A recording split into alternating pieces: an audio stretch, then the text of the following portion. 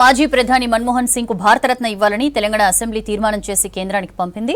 ఆయన మృతికి సంతాపంగా తెలంగాణ అసెంబ్లీ సమావేశమై నివాళులర్పించింది.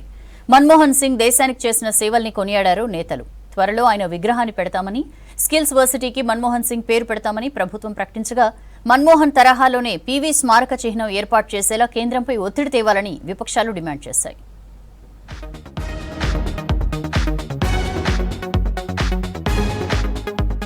మన్మోహన్ సింగ్ దేశానికి విశిష్ట సేవలు చేశారని, ఆయనకు భారతరత్న ఇవ్వాలని కేంద్రాన్ని కోరారు ముఖ్యమంత్రి రేవంత్ రెడ్డి. ఈ మేరకు తెలంగాణ అసెంబ్లీ తీర్మానాన్ని కేంద్రానికి పంపారు. మన్మోహన్ మృతితో తెలంగాణ శాసనసభ ప్రత్యేకంగా సమావేశమైంది. సభలో సంతాప తీర్మానం ప్రవేశపెట్టారు సీఎం రేవంత్. 1991-96 మధ్య దేశ ఆర్థిక వ్యవస్థకు మన్మోహన్ సింగ్ ఊపిరిలూదారని అన్నారు రేవంత్. ఆయన ప్రధానిగా ఉన్నప్పుడే తెలంగాణ ఏర్పాటు సుగమమైందని చెప్పారు. దేశం ప్రపంచంతో భారత్ పోటీ పడేలా మన్మోహన్ పునాదులు వేశారని గుర్తు చేశారు. డాక్టర్ మన్మోహన్ సింగ్ గారు మన దేశంలో ఆర్థిక సంస్కరణలను రూపశిల్పి. 1991 మరియు 96 మధ్య కేంద్ర ఆర్థిక మంత్రిగా ఉన్నప్పుడు భారత ఆర్థిక వ్యవస్థను సరళీకరించి ఆర్థిక స్థితిగతుల దిశను మార్చే నిర్మాణాత్మక సంస్కరణలను అమలు చేయడంలో కీలక పాత్ర పోషించారు. జీవితాన్ని దేశానికి అంకితం చేసిన గొప్ప వ్యక్తి మన్మోహన్ సింగ్ అని అన్నారు రేవంత్ రెడ్డి. ప్రధాని సహా అనేక హోదాల్లో నిరాడంబరంగా జీవించారని చెప్పారు. మన్మోహన్ సింగ్ తెలంగాణ బంధు అని చెప్పారు. 60 ఏండ్ల మన కలను సాకారం చేశారని అన్నారు. ఫైనాన్షియల్ డిస్ట్రిక్ట్ లో మన్మోహన్ సింగ్ విగ్రహాలు పెడతామన్నారు రేవంత్.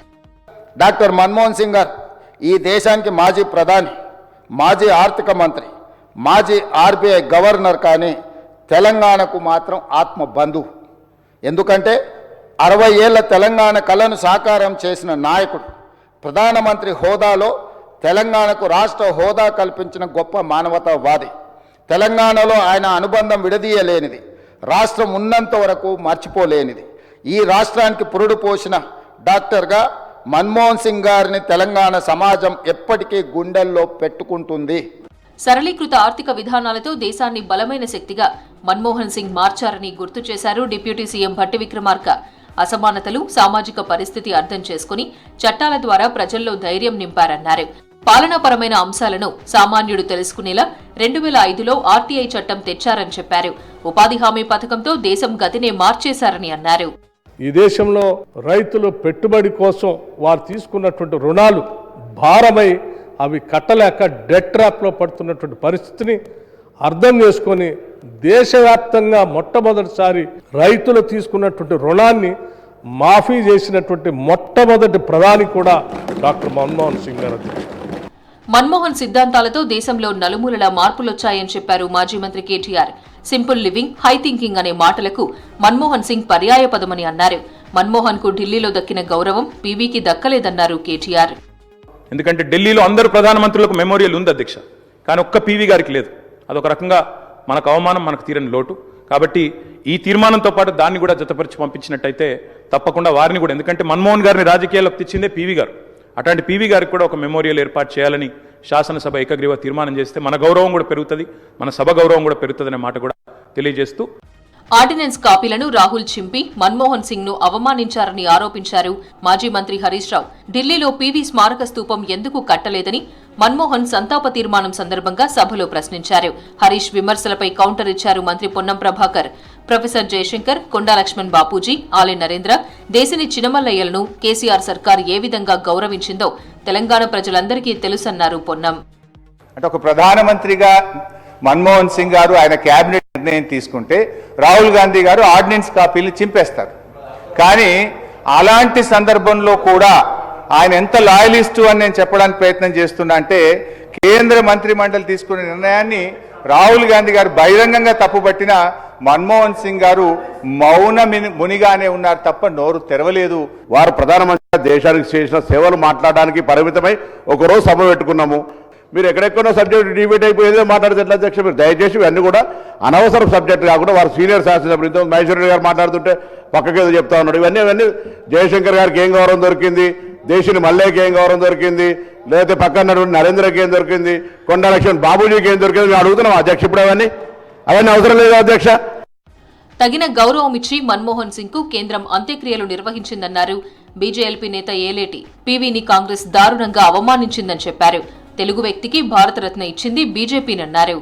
అందరూ మాజీ ప్రధానమంత్రికి దక్కినటువంటి గౌరవమే మరి పివి నరసింహారావు గారిని కూడా మరి భారతరత్న గత ప్రభుత్వం ఇవ్వకుంటే భారతీయ జనతా పార్టీ మరి భారతరత్న ఇచ్చి వారిని గౌరవించి వారి కుటుంబ సభ్యులను ఆహ్వానించిన సంగతి కూడా గుర్తు చేస్తూ మరి వారికి కూడా ఇక్కడ ఒక స్టాచ్యూ నిర్మాణం చేయాలని చెప్పి మేము అడుగుతున్నాం. తెలుగు బిడ్డగా వారి స్టాచ్యూని కూడా ఇక్కడ నిర్మాణం చేయడానికి ఒక రెజల్యూషన్ మీరు పెట్టుంటే బాగుండేదని మాత్రమే మేము అడుగుతా ఉన్నాం అధ్యక్ష. కమ్యూనిస్టుల సూచనతోనే మన్మోహన్ సింగ్ ఉపాధి హామీ పథకం, ఆహార భద్రత పథకాన్ని ఆనాడు తీసుకొచ్చారని అన్నారు సిపిఐ ఎమ్మెల్యే కూనంనేని. దేశంలో గొప్ప చట్టాలు మన్మోహన్ హయాంలోనే వచ్చాయన్నారు. కోట్లాది మందికి ఇవాళ ఉపాధి కల్పిస్తున్నటువంటి ఉపాధి హామీ చట్టాన్ని పేర్కొనడం జరిగింది. సమాచార ఆర్టీఐ హక్కు చట్టాన్ని ఆనాడు ఆమోదించడం జరిగింది. అదేవిధంగా భూ నిర్వాసితుల సంబంధించినటువంటి ఒక గొప్ప చట్టాన్ని కూడా తీసుకురావడం జరిగింది. ప్రతిపక్ష నేత సభలో లేకపోవడంపై స్పీకర్ అసహనం వ్యక్తం చేశారు. సభకు రావాలని ప్రధాన ప్రతిపక్ష నేత కేసీఆర్ కు తానే స్వయంగా ఫోన్ చేశానని చెప్పారు అసెంబ్లీ స్పీకర్ గడ్డం ప్రసాద్ కుమార్. కేసీఆర్ కు ఈ సభ ఏం గౌరవం ఇచ్చిందన్న హరీష్ వ్యాఖ్యలకు సమాధానమిచ్చారు స్పీకర్. అల్లు అర్జున్ కు రెగ్యులర్ బెయిల్ ఇస్తే సాక్షులను ప్రభావితం చేస్తారని నాంపల్లి కోర్టులో పబ్లిక్ ప్రాసిక్యూటర్ వాదిస్తే అసలు ఈ ఘటనలో అల్లు అర్జున్ తప్పే లేదన్నారు ఆయన తరఫు లాయర్. దీంతో రెగ్యులర్ బెయిల్ తీర్పు నాంపల్లి కోర్టు 3వ తేదీకి వాయిదా వేసింది. ఈ ఇష్యూను మొత్తం అల్లు అర్జున్ పై నెట్టడం కరెక్ట్ కాదని పవన్ కామెంట్ చేస్తే అసెంబ్లీలో డిబేట్ పెట్టాల్సిన అంశం అంటూ సంజయ్ ఫైర్ అయ్యారు.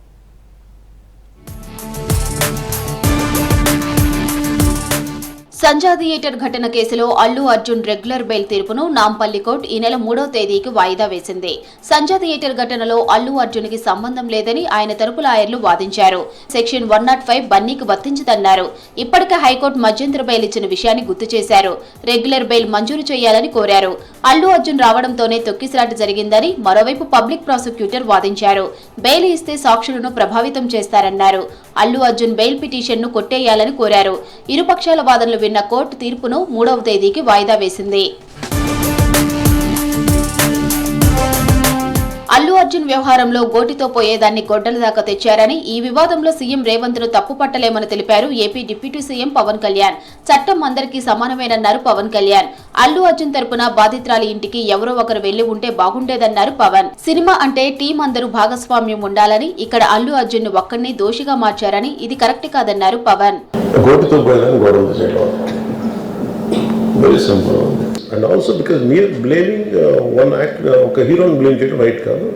ఇది ఒక సినిమాని ఒక టీమ్గా తీసినప్పుడు సమస్యను కూడా టీమ్గానే తీసుకోవాలి.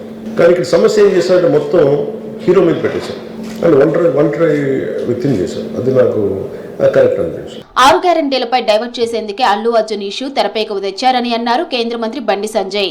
ముఖ్యమంత్రికి అల్లు అర్జున్ కు మధ్య ఎక్కడో తేడా వచ్చి ఇంత కథ నడిచిందని చెప్పారు. అసెంబ్లీలో అల్లు అర్జున్ టాపిక్ గంటల కొద్ది చర్చించవలసిన అవసరం ఏముందని ప్రశ్నించారు బండి సంజయ్. అసెంబ్లీలో 6 గ్యారెంటీల చర్చ జరిగే అసెంబ్లీలో ఒక వ్యక్తిని వ్యక్తిగతంగా ఆయన గురించి గంట సేపు మాట్లాడాల్సిన అవసరం ఏమొచ్చింది అన్న? అరెస్ట్ అయిపోయింది, జైలుకి పోయింది, వచ్చేసి అయిపోయింది, ఇష్యూ క్లోజ్. అంతే, 6 గంటల డైవర్ట్ చేయడానికే. ఇప్పుడు ఏమైనా చర్చ ఏమైంది? అసెంబ్లీలో ఏమైనా చర్చ జరిగిందంటే అల్లు అర్జున్ చర్చ జరిగిందని ప్రజలు చెప్పుకునే పరిస్థితి వచ్చింది. వాళ్ళు అల్లు అర్జున్ గారికి రేవంత్ రెడ్డి గారి మధ్యలో ఏదో చెడినట్టున్నది. అంటే నాకైతే ఒక డౌట్ వస్తుంది. అది లేకుంటే గింత ఎందుకు వస్తుంది ఒక వ్యక్తి గురించి? కానీ పుష్ప 3 రిలీజ్ కాకపోతే రేవంత్ రెడ్డి పుష్ప 3 చూపెట్టిండు. సంజయ్ థియేటర్ ఘటనలో ఇటు పోలీసుల విచారణ కొనసాగుతుంది. ఇప్పటికే థియేటర్ యాజమాన్యం షోకాజ్ నోటీసులకు రిప్లై ఇవ్వగా మరికొంతమందిని ఈ కేసులో విచారించే అవకాశం ఉంది. మాజీ ప్రధాని దివంగత నేత మన్మోహన్ సింగ్ ను మోదీ సర్కార్ గౌరవించిందని తెలిపారు కేంద్ర మంత్రులు కిషన్ రెడ్డి, బండి సంజయ్. మన్మోహన్ సేవలను దేశం మరిచిపోదని చెప్పారు. ఇక కొత్త ఏడాదిలో బీజేపీకి కొత్త అధ్యక్షుడు వస్తారని తెలిపారు కమలం నేతలు. తెలంగాణ సెక్రటేరియట్ పై కాషాయ జెండా ఎగరేస్తామని ధీమా వ్యక్తం చేశారు.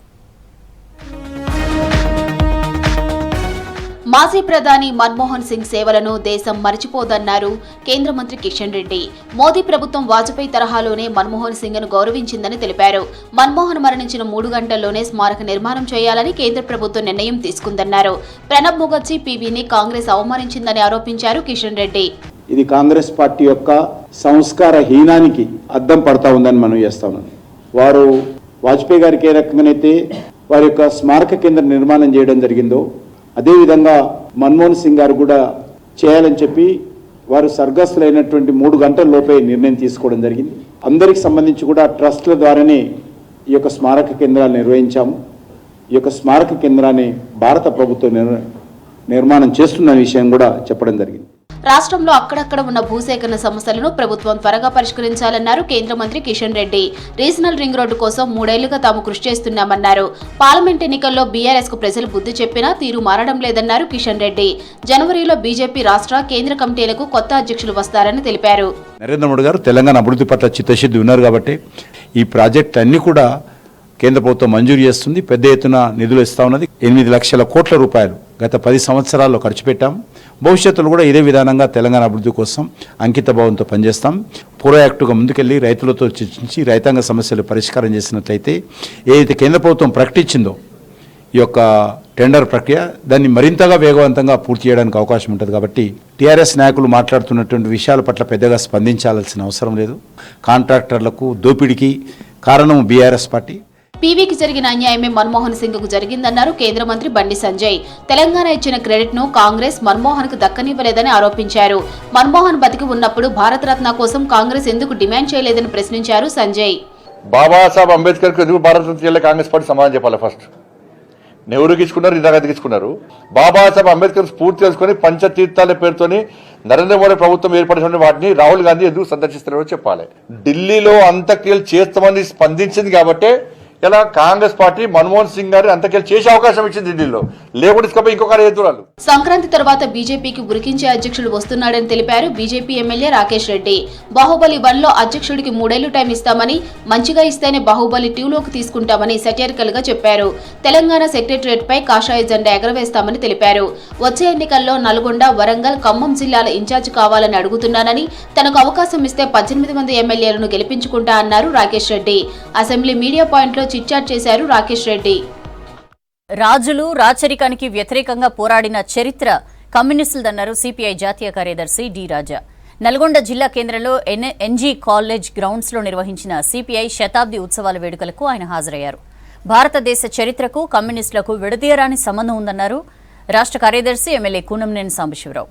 ప్రజలకు న్యాయం జరగాలంటే ఎర్ర జెండా ఉండాల్సిందేనన్నారు. ఏడాది పాటు ఈ శతాబ్ది ఉత్సవాలు కొనసాగించనున్నట్లు తెలిపారు సిపిఐ నేతలు. మొదటి సభ నల్గొండ జిల్లాలో జరగగా వచ్చే ఏడాది డిసెంబర్లో ఖమ్మం జిల్లాలో ముగింపు సభ నిర్వహిస్తామని తెలిపారు నేతలు. ఎరుపు రంగు చొక్కాలు ధరించి సభకు హాజరయ్యారు కార్యకర్తలు. India should be a republic, democratic republic, a secular democratic republic. If at all Hindu Raj becomes reality, that will be the greatest calamity for India. Today we are facing such a calamity. Communist party కార్యకర్త ముందు, ఒక సామాన్య కార్యకర్త ముందు వారి కొన గోటికి కూడా సమానం కాదని చెప్పి నేను మనవి చేస్తున్నాను. మీకు అధికారం లేదు, మీరు అధికారం లేదు. ఆ తుచ్చమైన అధికారం కాదు మనం కోరుకుంది. ప్రజల మనసులో నుంచి ప్రజల అభిమానంతో మన సంపూర్ణంగా అందరూ సమానంగా ఉండాలి అనే భావనతో కూడినటువంటి అధికారం వచ్చిన రైతులపై మోదీ సర్కార్ వైఖరికి నిరసనగా పంజాబ్లో రైతు సంఘాలు ఆందోళనకు దిగాయి. తమ డిమాండ్ల పరిష్కారంలో కేంద్రం నిర్లక్ష్యానికి నిరసనగా పంజాబ్ వ్యాప్తంగా బంద్కు పిలుపునిచ్చారు. రైతుల డిమాండ్స్ను వెంటనే నెరవేర్చాలంటూ రోడ్లపై ఆందోళనకు దిగారు. దీంతో పంజాబ్ వ్యాప్తంగా రవాణా, వర్తక, వాణిజ్య సేవలు స్తంభించిపోయాయి.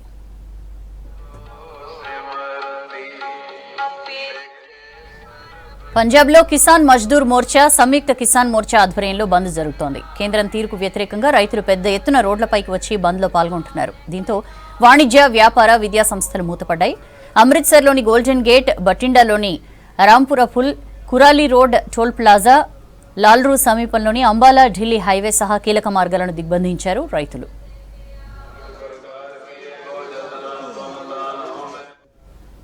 రైతుల ఆందోళనతో పంజాబ్ అంతటా ప్రధాన రహదారులు, మార్కెట్ ప్రాంతాలు మూతపడ్డాయి. మొత్తంగా రాష్ట్ర వ్యాప్తంగా దాదాపు 200కు పైగా రోడ్లను రైతులు బ్లాక్ చేశారు. మరోవైపు రైతుల బంద్తో రైళ్ల రాకపోకలపై తీవ్ర ప్రభావం పడింది. ఢిల్లీ, పంజాబ్ మధ్య రాకపోకలు సాగించే దాదాపు 163 రైల్వే సర్వీసులు రద్దయ్యాయి. దేశంలో బీజేపీ పాలిత రాష్ట్రాల్లో దళిత, గిరిజనులపై దాడులు పెరిగాయన్నారు ఎల్ఓపీ రాహుల్ గాంధీ. ప్రభుత్వాల అండదండలతోనే వేధింపులు కొనసాగుతున్నాయన్నారు. గిరిజనుల హక్కుల కోసం కూటమి పోరాటం కొనసాగుతుందన్నారు. ఢిల్లీలో ఆప్ సర్కార్ గెలిస్తే పూజారులకు గౌరవ వేతనం అందిస్తామన్నారు కేజ్రీవాల్. సీఎం యోగి పాలనలో మైనార్టీలకు రక్షణ లేకుండా పోయిందన్నారు కూటమి నేతలు. దేశంలోని బీజేపీ పాలిత ప్రాంతాల్లో దళిత గిరిజనులపై దాడులు పెరిగిపోయాయన్నారు ఎల్ఓపీ రాహుల్ గాంధీ. మధ్యప్రదేశ్లోని దేవాస్లో పోలీసుల వేధింపులకు ఓ దళిత యువకుడు బలయ్యాడన్నారు. ఒడిశాలోని బాలాసోర్లో గిరిజన మహిళలను చెట్లకు కట్టేసి కొట్టడం దారుణమన్నారు.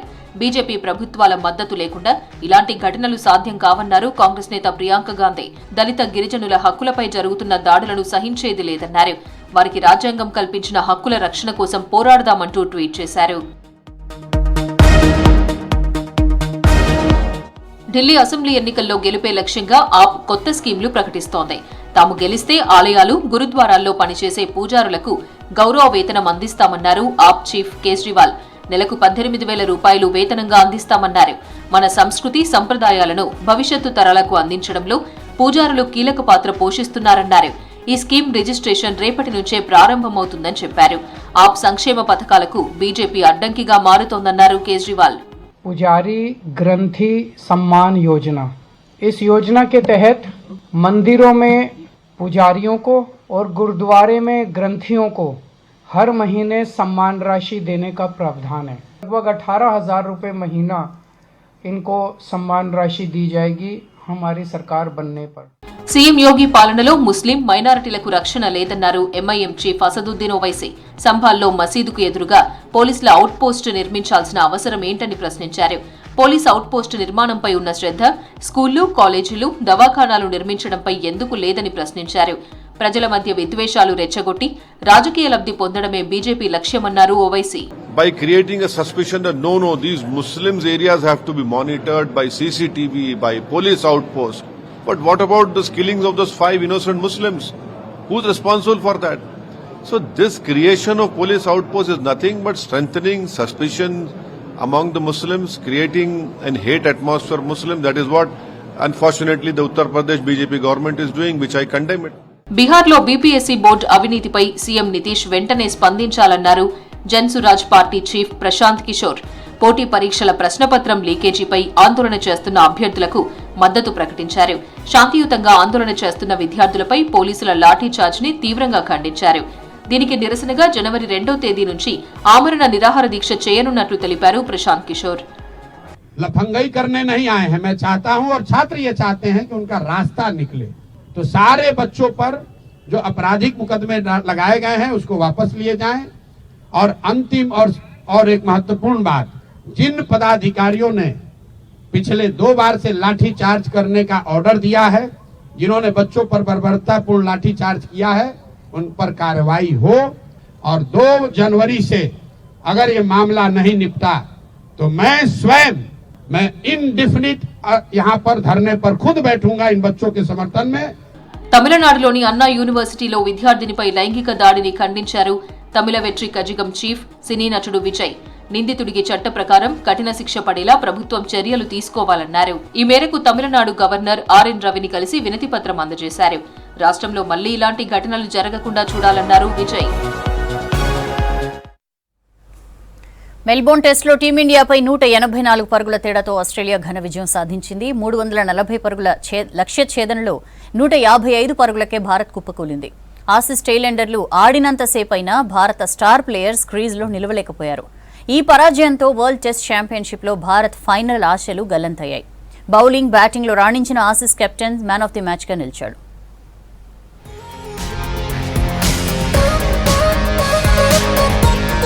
బాక్సింగ్ డే టెస్ట్లో భారత్ ఘోర పరాజయం పాలైంది. మెల్బోర్న్ వేదికగా జరుగుతున్న 4వ టెస్ట్లో ఆసీస్ 184 పరుగుల తేడాతో ఘన విజయం సాధించింది. ఆస్ట్రేలియా నిర్దేశించిన 340 పరుగుల లక్ష్య ఛేదనలో 155 పరుగులకే టీమిండియా ఆలౌట్ అయింది. భారత ప్లేయర్లలో ఎస్ఎస్పీ జైస్వాల్ ఒక్కడే 84 పరుగులతో ఒంటరి పోరాటం చేశాడు. రిషబ్ పంత్, సుందర్ కాసేప్ ప్రతిఘటించినా మిగతా ప్లేయర్ల నుంచి ఏమాత్రం సహకారం లభించలేదు. దీంతో 5 టెస్టులు బోర్డర్ గవాస్కర్ సిరీస్లో ఆస్ట్రేలియా 2 మ్యాచ్లు గెలిచి ఆధిక్యంలోకి దూసుకెళ్లింది.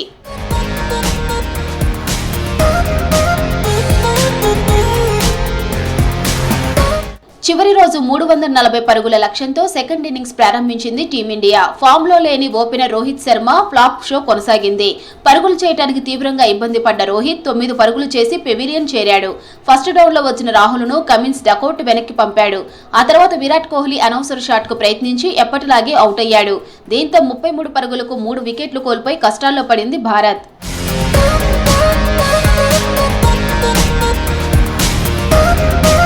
భారీ లక్ష్య ఛేదనలో స్టార్ బ్యాటర్లు విఫలమైన జైస్వాల్, పంత్ జోడీ ఆసీస్ బౌలర్ను ప్రతిఘటించారు. వీరిద్దరి డిఫెన్స్ చూస్తే మ్యాచ్ డ్రా అవడం ఖాయంగా కనిపించింది. ఈ సమయంలో 104 బంతుల్లో 30 పరుగులు చేసిన పంత్ను హెడ్అవుట్ చేశాడు. ఆ తర్వాత వచ్చిన జడేజా, నితేష్ వెంటనే పెవిలియన్ చేరారు. ఆ కాసేపటికే కమిన్స్ బౌలింగ్ లో జైస్వాల్ అవుట్ అవడంతో భారత్ ఓటమి ఖాయమైంది. బూమ్రా, సిరాజ్ కూడా త్వరగానే పెవిలియన్ చేరడంతో ఘోర పరాజయం పాలైంది టీమిండియా. చివరి వరకు ఒంటరి పోరాటం చేసిన వాషింగ్టన్ సుందర్ నాటౌట్గా నిలిచాడు.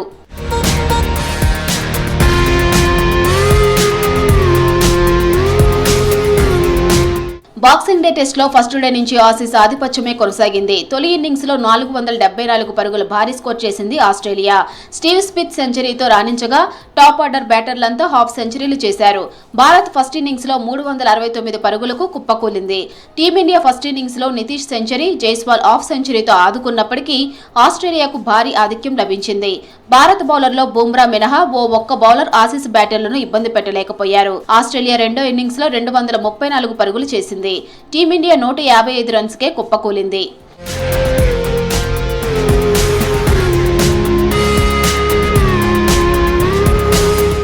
బాక్సింగ్ డే టెస్ట్ లో 6 వికెట్లతో పాటు బ్యాటింగ్ లో రాణించిన Australia captain Cummins man of the match గా నిలిచాడు. మరోవైపు ఈ టెస్టు ఓటమితో Bharat world test championship final ఆశలు దాదాపుగా గల్లంతయ్యాయి.